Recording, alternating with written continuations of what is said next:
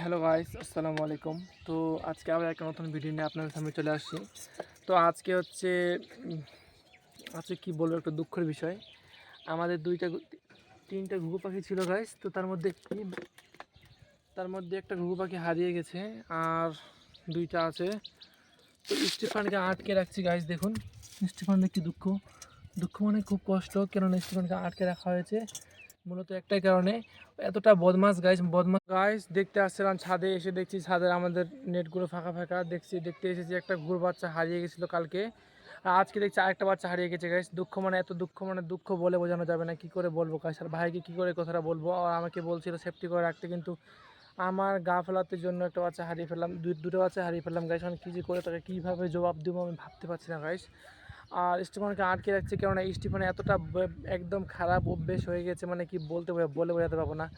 সব সময় আমাকে যেখানে দেখতে হবে পিছনে পিছনে উড়িয়ে বেড়াচ্ছে, সবসময় বাড়ি ঢুকে যাচ্ছে, বাড়িতে থাকতে থাকছে ঠিক আছে, উড়িয়ে গিয়ে আমাদের বাড়ি, কাকুদের বাড়ি, সবার খালা ফ্যানে গিয়ে উড়িয়ে উড়িয়ে বসতে, মানে ফ্যান ছাড়াও কোথায় নিচে বসেই না, একদম নিচে বসতেই চায় না।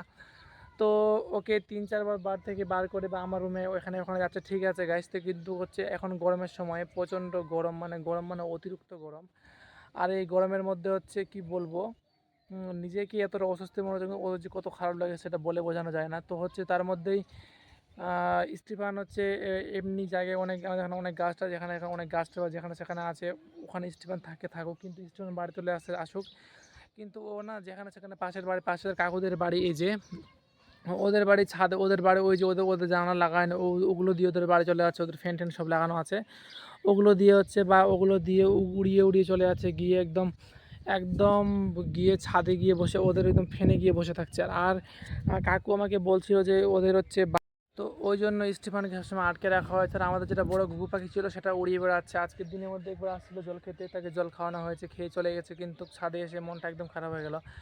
আর মেন কথা হচ্ছে আমাদের থাকার জায়গাগুলো একদম ভালো না গাইছে, একদম একদম বাজে জায়গা, বাজে মানে কি বলবো, একদম আমরা সেটা তৈরি করিনি ভালো করে।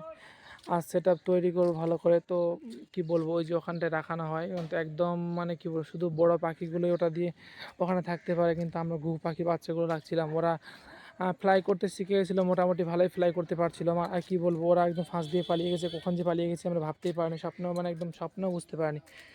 আর এরা এখানে আছে, এরা এখানে বেশ আনন্দে মজাদার আছে, কিন্তু আমাকে যে গাল দিবে গাইস, আমি কী করে যে বলবো ভাইকে। ওই পাখির বাচ্চাটা হারিয়ে গেছে, আর একদম ওকে ওকে এখন কী করে বলি আমি, আর এতটা খারাপ লাগছে আমাকে বলে বোঝানো যায় না। ওই জন্য স্টিফানকে আটকে রাখছে গাইস, আর এদেরকে জল খেতে দিবে, একটু জল খেতে দিবে, এদের জল তেষ্টা পেয়েছে এদের মনে হয়। নে জল খা, এই যারা জল খাচ্ছে। আর স্টিফানকে রাত্রে আবার আসবে, রাত্রে খাওয়ার দিতে, ওদেরকে একবার করে খাওয়ার দিতে হবে। এই দুজন খুব ভালো, মানে উড়িয়ে চলে যাচ্ছে, উড়িয়ে এসে আবার বসে আছে। আর ঘুঘু পাখিটা যে কোথায় হারিয়ে গেলো নিচে আমি কল্পনা করতে পারছি না। আর মনে হয় সম্ভবত কাক টাক ধরে নিয়ে গেছে, কাক না হলে অন্য কিছু না, অন্য কেউ না। কেননা কি বলবো আর গাইস, আমাদের মানে ভালো জায়গা তৈরি করতে হবে, এই জন্য মূলত অনেক কিছু প্রয়োজন। সেটা এই মুহূর্তে সম্ভব হবে না বলতে হবে না। আপনারা পাশে থাকবেন গাইসের সাথে থাকবেন, আমাদের চ্যানেলটা যেন খুব তাড়াতাড়ি গ্রো হয়ে যায়। আমরা অনেক কিছু করার ইচ্ছা, অনেক কিছু করার ইচ্ছা, বাট কিছু প্রবলেমের জন্য করা হয় না। মানে কি বলবো, এখনও এখনও বাবা মা মানে বিশ্বাসই করে না, বাবা তো বিশ্বাসই করে না, একদম ফালতু ফালতু কাজ করছিস, এখনও বাবা কেউ বিশ্বাসই করে না। তো ওদেরকে বিশ্বাসের জন্য অনেক কিছু মানে অপেক্ষা, ধৈর্যর জন্য ধৈর্য করতে হবে। অনেকক্ষণ ধরে অনেক কিছু ধৈর্য করে আছে, সহ্য করে আছে, যে কখন কোনো কিছু হবে।